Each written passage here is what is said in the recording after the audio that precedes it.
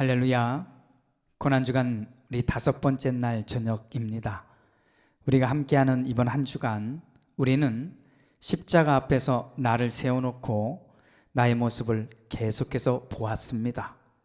세상 이야기도 나를 향해서, 또 섬김의 이야기, 교회 이야기, 어제는 십자가 이야기를 함께 나누었습니다. 오늘도 다시 한번 우리가 십자가 앞에서 나를 세우고, 그리고 내가 고백할 것, 내가 결정할 것들을 하나님 앞에서 고민하고 묵상하고 결단했으면 좋겠습니다. 주님께서 가르쳐 주신 기도로 함께 기도합니다.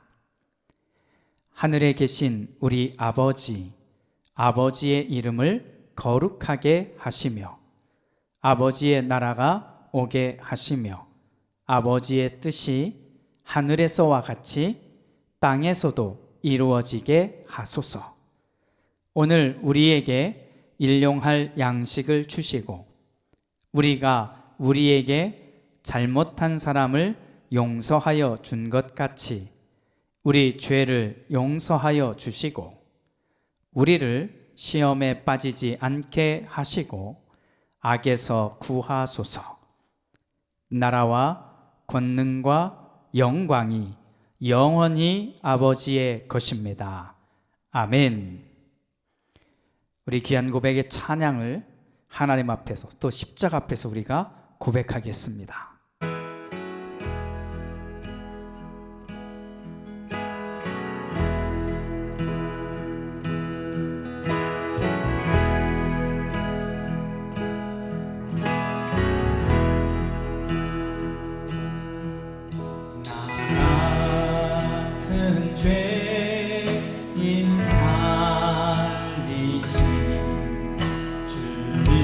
주님의 놀라운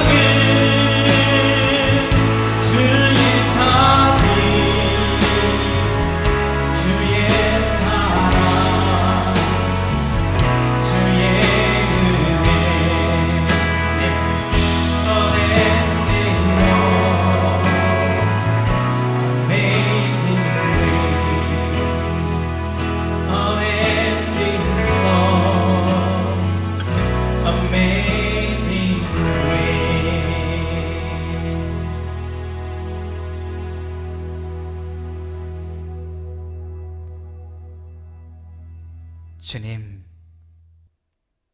나 같은 죄인을 살려주셨음을 믿습니다. 내가 묶인 이 쇠사슬 같은 그 속에서 나를 풀어주시고 나를 건져주심을 믿습니다. 이 소중한 고백을 오늘도 십자가 앞에서 정직하게 드립니다. 오늘 나를 향한 예수 이야기 앞에 오늘도 내가 서게 하여 주옵소서. 그 섬 위에 하나님의 은혜를 부어주셔서 하나님의 소중한 것으로 담아내는 오늘 나의 심령, 우리의 심령이 되게 하옵소서.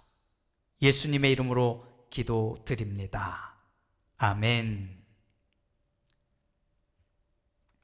오늘 함께 읽을 하나님의 말씀은 요한복음 19장 38절부터 42절까지입니다. 우리 함께 읽겠습니다. 그 뒤에 아리마대 사람 요셉이 예수의 시신을 거두게 하여 달라고 빌라도에게 청하였다. 그는 예수의 제자인데 유대 사람이 무서워서 그것을 숨기고 있었다. 빌라도가 허락하니 그는 가서 예수의 시신을 내렸다. 또 전에 예수를 밤중에 찾아갔던 니고데모도 몰약에 침향을 섞은 것을 100근쯤 가지고 왔다. 그들은 예수의 시신을 모셔다가 유대 사람의 장례 풍속대로 향료와 함께 삼배로 감았다. 예수가 십자가에 달리신 곳에 동산이 있었는데 그 동산에는 아직 사람을 장사한 일이 없는 새 무덤이 하나 있었다. 그날은 유대 사람이 안식일을 준비하는 날이고 또 무덤이 가까이 있었기 때문에 그들은 예수를 거기에 모셨다. 아멘. 고난주간 다섯째 날 금요일 저녁, 저는 여러분들과 함께 오늘도 나를 향한 예수 이야기를 나누고 싶습니다. 우리가 함께 읽은 요한복음 19장, 특히 아리마대 요셉이라는 사람이 등장하는 바로 이 부분에 집중하고 싶습니다. 아리마대 요셉, 그는 누구였을까요? 마태복음, 마가복음, 누가복음 그리고 요한복음에만 소개되는 이 아리마대 요셉이라는 사람은 성경에 소개된 것을 정리해 보면 이렇게 볼 수가 있습니다. 요셉은 아리마대라고 하는 곳의 출신으로 이곳은 예루살렘에서부터 약 30km 정도, 약 20마일 정도 떨어진 바로 그런 곳입니다. 그는 유대인 사회의 원로급인 공회회 회원이었고 하나님의 나라를 기다리는 사람 가운데 하나였습니다. 또 선하고 의로운 사람이라고 되어 있는데 공회가 예수를 처형하는 그 결정을 할 때 이에 동조하지 않았던 사람이었습니다. 그리고 부자였습니다. 특히 예수가 십자가에 달려 죽자 깨끗한 천으로 시신을 싸서 자기의 무덤에 장례를 치룬 사람이었습니다. 자, 마태복음과 요한복음에 따르면 이런 아리마대 요셉은 예수의 제자였지만 유대인들을 두려워해서 자신이 예수의 제자라는 사실을 감추고 살았다고 합니다. 왜 그랬을까요? 당시 유대인들 가운데 산헤드린의 공의회, 그 회원이 된, 그러니까 원로급인 이 사람들은 갈릴리 출신, 저 북쪽에 있는 갈릴리 출신의 젊은 선지자 예수를 달갑게 생각하지 않았다고 합니다. 더욱이 예수의 활동을 보면 자꾸만 이 공회원들의 종교적인 자존심까지 계속 건드리게 되었기에 그런 예수의 제자가 된다는 것, 이것은 생각할 수조차 없는 일이었습니다. 만약 예수의 제자라는 사실이 밝혀진다면 아마도 이런 사람은 공회원의 자격을 박탈당할 수도 있었을 것입니다. 그래서 자신이 예수의 제자임을 밝히지 못하고 지내왔던 이 아리마대 요셉, 이 아리마대 요셉이 예수의 죽음을 확인한 뒤에 한 행동, 앞서 얘기했죠. 이 행동은 사실 많은 사람들에게 아주 큰 충격일 수밖에 없습니다. 그가 빌라도 총독에게 찾아가 예수의 시신을 수습할 수 있도록 허락해달라고 요청한 것이잖아요.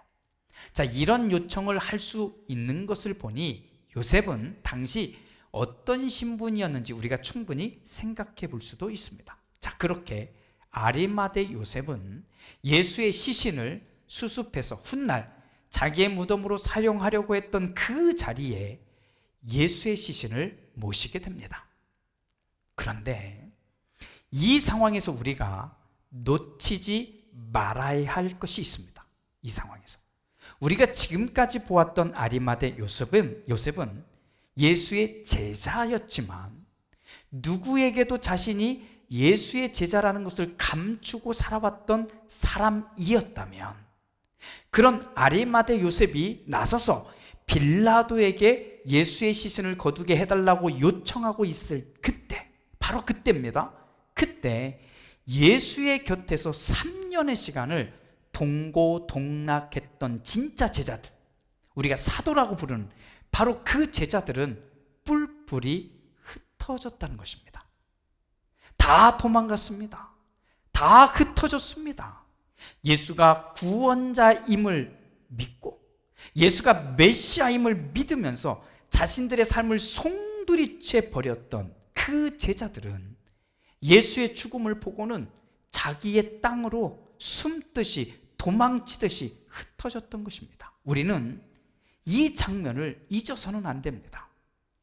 반면에 하나님의 나라를 기다리는 믿음을 가지고 있었던, 그러나 여전히 예수의 제자라는 것을 드러내면서 살아가는 것 그 자체가 어려웠던 바로 아리마대 요셉은 오히려 예수의 죽음을 확인하고 나서야 자신이 무엇을 해야 하는지를 알게 되고 그리고 반응하게 되었던 것입니다. 사랑하는 여러분, 저는 오늘 예수가 주님이며 구원자이시며 메시아임을 믿습니다. 그리고 여러분들도 그 예수를 믿습니다. 그렇게 우리는 모두 그분을 믿는 사람들입니다. 어쩌면 흩어졌던 그 제자들보다 훨씬 오랜 시간 예수를 믿는다고 말하는 사람들이 우리들입니다. 하지만 오늘은 우리가 나를 향한 예수 이야기를 이렇게 들어봅시다. 십자가에 죽은 예수, 그 예수를 소중하게 모신 아리마대 요셉이 될 것인가? 십자가에 죽은 예수, 그 예수를 뒤로 하고 자기의 자리로 돌아설 것인가? 우리는 예수의 죽음을 확인하고서 돌아서서 자기의 땅으로 도망간 제자들을 비난하지는 맙시다. 어쩌면 우리도 그런 사람들이 될지도 모르기 때문입니다. 하지만 우리는 이 예수 이야기 앞에서 나는 어떤 선택을 할 것인가를 우리는 물어야 합니다. 2024년 고난주간 마지막 날, 나를 향한 예수 이야기는 바로 이것입니다. 오늘 나를 향한, 여러분을 향한 예수 이야기가 아리마대 요셉의 이야기로 연결되기를 주님의 이름으로 간절히 소망합니다. 할렐루야. 이제 우리 음악에 맞춰서 우리 함께 고난주간 마지막 묵상을, 또 고민을, 그리고 결단의 기도를 함께 드렸으면 좋겠습니다. 나는 예수의 십자가를 보고 또 십자가에 매달려 죽은 예수를 생각하며 나는 어떻게 선택하고 살 것인가? 오늘 이야기로 빌어보면 아리마대 요셉의 모양을 내가 선택하고 결정해서 따라갈 것인가? 아니면 뿔뿔이 흩어져 도망을 간 제자들의 모습일 것인가? 오늘 우리는 이 고민 앞에서 우리 정직하게 있기를 소망합니다. 기도합니다.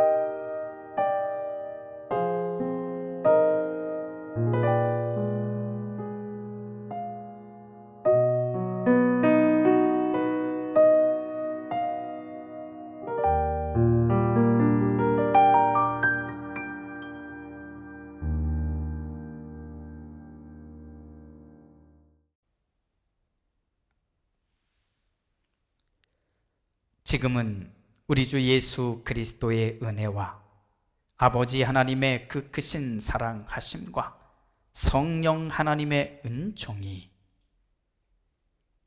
십자가 앞에서 나를 향한 예수 이야기를 듣고 나는 어떤 선택을 하게 될 것인지 고민하게 되고 묵상하게 되고 결단하게 되는 우리 모두 위에, 또 그 마음을 품고 나의 삶의 자리로 돌아가 열심히 살아갈 그 자리와 그 자리에 있는 모든 사람들 위에 이제로부터 영원토록 함께 하시옵기를 간절히 축원하옵나이다.